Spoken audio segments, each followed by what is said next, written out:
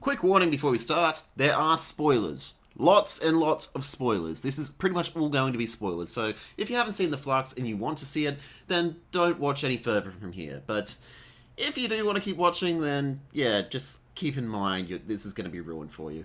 Since the beginning of the reign of Chivers, the Doctor Who fandom has broken into three factions. There's the bad faith criticisers who treat the casting of a female Doctor like it's part of some culture war, and criticise on that basis. There's the sycophantic fans who refuse to hear any criticism, regardless of the fact that criticism is how writers grow in their talents and how the show remains competitive in general. And then there's the fans who levy criticism of Doctor Who in good faith. The kinds who obsess over characterisation, story progression, character consistency, and anything you'd learn in a good writing class, who believe the show is being mishandled on that basis and have seen a dramatic drop in quality. I am one of those fans, and we often get lumped in with the culture war idiots. There has been a lot of toxicity in the Doctor Who fandom within the last few years, and it's coming from all sides. Regardless of anything I say from this point onwards, the very fact that I am criticising the show has already labelled me a hater in the eyes of a third of the fandom. And another third of that fandom is going to criticise me for not criticising the right things, like the fact that the Doctor has ovaries or something. This is a rant video. A structured rant video. With parts. Part 1. What the Flux? Essentially, the main plot of this final series of Chibnal Who is the universe is being destroyed by this thing called the Flux. There's this race of dog things that have come to protect the Earth because reasons. Oh, and there's this thing called Swarm. He broke out of space jail, and it's all this old lady's fault. And he's got a girlfriend. Our villains, everyone. Oh, and this is Dan. Everyone say hello to the new companion. There's a lot of stuff in here that really doesn't need to be here. There's this Grand Serpent guy who infiltrates UNIT throughout the years, which seems completely pointless. Kate Stewart is in it, and she does absolutely nothing. There's this guy called Vinder, and he's looking for his girlfriend, who may or may not be pregnant with the Doctor, and they seem completely pointless. And a bunch of other characters, like this guy who digs holes. He seems completely pointless. Oh, and there's a psychic lady named Claire. She's a psychic lady, and she comes up in the first episode acting like she knows the Doctor and the companions, but she actually doesn't, because she's psychic. She had a premonition. She literally just shows up in the first episode, and then is yeeted all the way back to the 1960s by an angel. She's got an angel inside her, and not in the fun way. So we have the Flux ripping into our universe in one scene, and the first thing we see it do is destroy a planet. That's the Flux. That's what's going to happen. It's destroying shit. Then it turns out that it only sometimes destroys planets. I mean, later on we see planets that were supposedly devastated by the Flux, but there's people living on them. There's still atmosphere. People are fine. They're just starving. And the ice cream people take advantage of this. Anyway, there's some Centaurans having a war, and the Doctor has some shenanigans with Weeping Angels, and they were kind enough to give her a lift to the Division base, which is this space station outside the universe. And on this station, we meet an Ood. Also, Tech Tayoon is here for the sole purpose of giving exposition. The lady who adopted the timeless child and then proceeded to torturously experiment on her when she realised that this was a miracle kid who come back to life. And Yaz, new companion Dan, and this professor guy are stuck in 1910, and they do completely pointless stuff until they can contribute to the plot again. Oh, it's time for the universe to end. And the Doctor's like, why is it ending? And she's just like, it's ending because of you. You are a virus in the program, so the universe has to burn. Which makes sense because reasons. And she's going to move on to the next universe and then repeat the cycle over, I guess. But no time for that. The Swarm has caught up. And his girlfriend, what's her face? Or sister, I don't know what their relationship is. And they're just like, oh, you didn't think we wouldn't show up, did you, Doctor? Oh, Tech Tayoon, you set us free, so we're going to set you free. And he touches her face and she disintegrates. So the Doctor tries to get the U to help her escape, but he only manages to split her into 3 versions of herself, which is convenient because they have a lot of plot threads to tie up, and many hands make light work. One of them's with the dog guy, who's a very good boy, one of them's with Yaz, and the other one is still stuck on the damn station. I need a drink. So it turns out that the giant space fight that is destroying the universe is actually a cloud of antimatter that is being pushed through the universe, and the Centaurans who are on Earth have a plan. They're going to reach out to their enemies, and the Daleks and the Cybermen show up, and they're just like, We accept.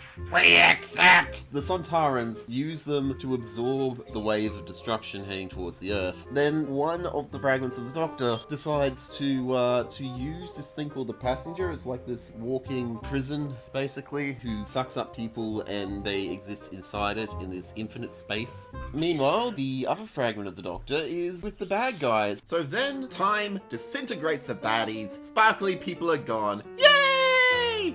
The universe is still in tatters, and Time's just like, Yep, I'm still in prison here, but that doesn't mean I can't give you some foreshadowing that's gonna fuck with you. So now taking the form of the Doctor, time heavily implies that the Doctor's going to die soon, and to be wary of the forces gathering against her and their master. Hint, hint, nudge, nudge. The master and the Cyberlords are coming back. I was hoping we wouldn't see those again. So then the Doctor, Yaz, and Dan go off and have some fun space adventures, knowing that they've saved the day and there's no loose ends whatsoever.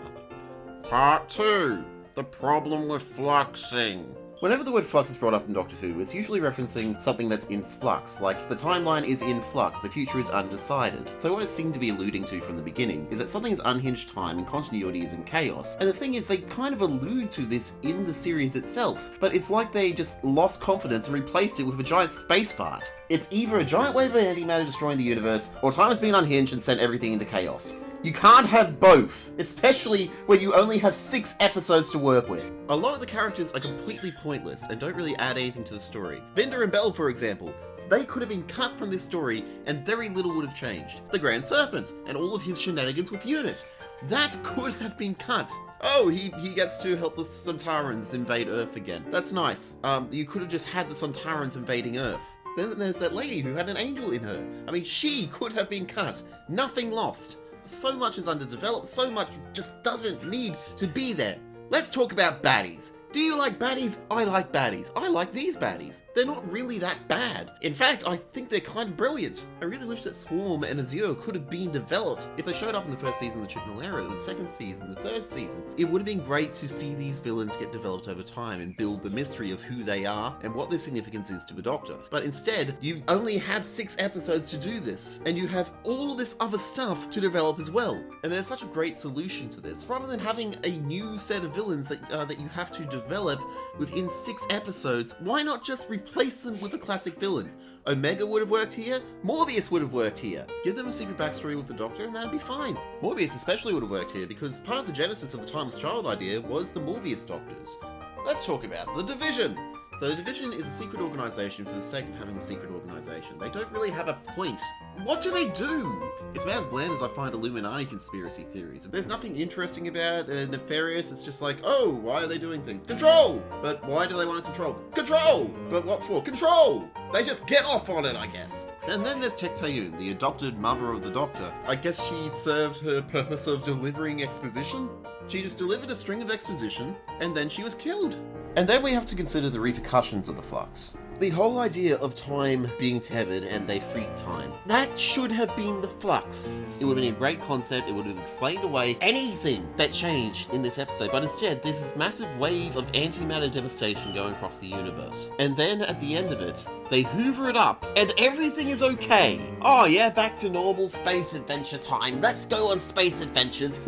What about Jupiter? That was in the way of the devastation of the flux. All the planets will be gone. The sun would probably be gone. How is the sun still there? The Lupines didn't have a fucking barrier around the sun. Why is the sun still there? Why is the rest of the solar system still there? If you are not going to be consistent, why should I even bother with this show?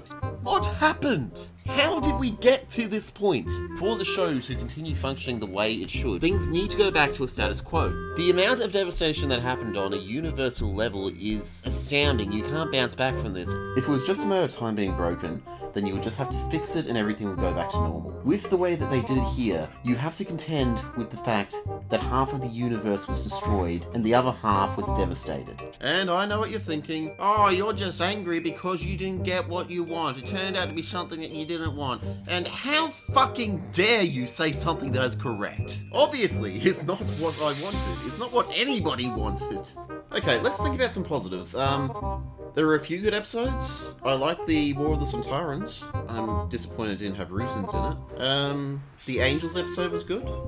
Oh, and also the Joe Martin Doctor showed up for 2 seconds. I was hoping we could get a little bit more of her. Yeah, just bring back this awesome Doctor who you accidentally made awesome and made us all wish that we just had several years of Joe Martin's Doctor instead of this one. There are so many problems with this series of Doctor Who. It's just mind-boggling that this even got green-lighted in the first place. Whatever. What the flux happened? This entire thing is a complete mess. So much of it doesn't need to be there. And while it's easy to just write off as Chibnal being a terrible writer, I know he's not. The dude wrote Broadchurch. He clearly knows how to do setups and payoffs in a serialized series. We have to remember that this was filmed during COVID. Initially when he started writing this, he would have thought that he had a full series to work with. Then it was almost halved. According to interviews, when they started filming, they had about 7 episodes to work with. And then after filming had already started, another episode was cut. At this point, sets and locations had already been scouted and locked in. Actors had already been hired and contracted. A lot of characters in this could have and should have been dropped. But to drop an actor that deep into production would have been a terrible idea. From an industry standpoint, it looks terrible. It looks like you're unreliable and people wouldn't want to work with you. It would have been a mad dash to cram as much as they could into 6 episodes, all the while hoping that it's not cut down to 5. This doesn't forgive everything, of course. It's still a very convoluted plot. They still don't address the universe being mostly destroyed, and it would have been so simple too. Have the sparkly ones win, as the 3 doctors and the companions make it to the station. Reveling in their victory, and the fact that they have 3 doctors and some humans to torment for all eternity, they wind back time so they can watch the universe burn again. So the companions can watch everything that they know and love die again, but the Oob sabotages it and locks it. A crushing defeat, followed by gloating, and an Ood saving the universe for all Ood kind. No hoovering required. Hire me, Chibnal. I'll fix all of your broken ideas. I think a lot of the fandom are being not too hard on this, but harder than is warranted, considering the situation surrounding the production. This has the bare bones of something that could have been great if it had more time. I'm looking forward to the eventual Target novelization when it comes out, but until then, I can't really recommend this. It's getting 1 star from me. So, yeah, those are my opinions on Flux. I know I've got other videos to make at the moment. Fair Parts Review has been coming for a while, but I saw this and I just needed to rant about it, get it out of my system. Don't forget to like and subscribe. If you like this kind of video from me, let me know in the comments. Alternatively, if you think that I'm completely wrong and you hate me for it, please write an essay in the comments section about how wrong I am. No, seriously, I value all opinions on Doctor Who. Doctor Who is just a whole big lot of fun, so yeah, all opinions are valid. I will read every single one of my comments, and I guess I'll see you in the next one if this video hasn't lost me any subscribers.